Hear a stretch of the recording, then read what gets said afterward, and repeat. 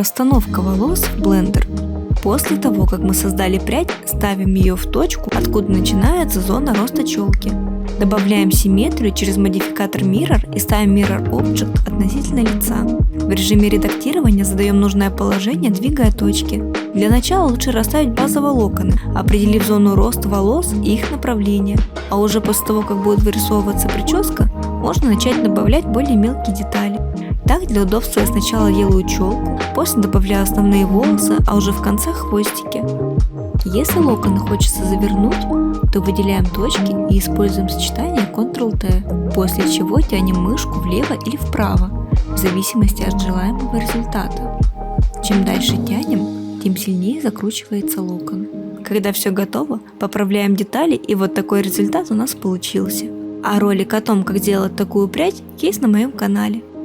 Не забудь поставить лайк и подписаться.